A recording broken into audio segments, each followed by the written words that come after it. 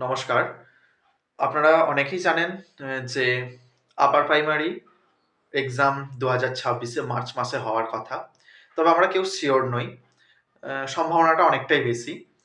আ তো স্বভাবতই আপনারা যারা আপার প্রাইমারির জন্য প্রিপারেশন করতে চান, তারা কিন্তু আর দেরি করবেন না।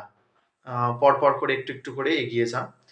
আপনারা চেষ্টা করুন বিভিন্ন বই যে ৫ টা টপিকের ওপর আপনাদের পরীক্ষাটা হয়, যেখানে ইংলিশ থাকে, শিশু মনোবিজ্ঞান থাকে, যেখানে আপনার আর বাংলা থাকে।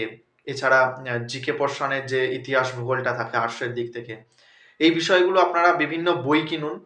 যেমন ধরুন ইতিহাস ভূগোলের দিকটা আপনারা 6 থেকে ক্লাস 10 পর্যন্ত ইতিহাস ভূগোল বই কিনুন। সেগুলো পড়তে শুরু করুন।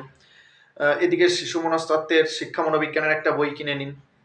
রীতা পাবলিকেশনের বইটা কিনুন, ভালো বই। এদিকে আপনি বাংলা ব্যাকরণ বই কিনুন।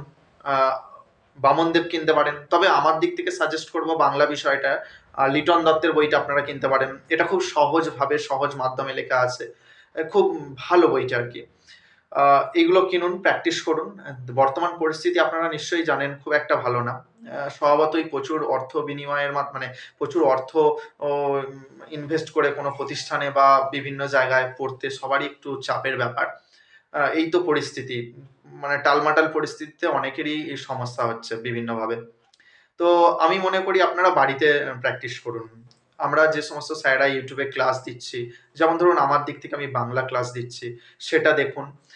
বা বিভিন্নভাবে আপনারা বিভিন্ন ক্লাসগুলো ফলো করুন। দেখবেন আরামসে আপনারা আপার প্রাইমারি পাস করে গেছেন। দেখুন কোনো প্রতিষ্ঠানই এমন প্রতিষ্ঠান, সে বড় মাপেরই হোক বা বিরাট নামকরা হোক বা ছোট মাপেরই হোক, এটা বড় কথা নয়। আপনার পড়াটা আপনার কাছে সবচেয়ে বড় কথা। আপনি কতটা শিখলেন, আপনি কতটা জানলেন, আপনি কতটা বোঝেন সেটার উপর নির্ভর করে। হ্যাঁ, গাইডের একটা ভীষণ প্রয়োজন আছে, ঠিক আছে।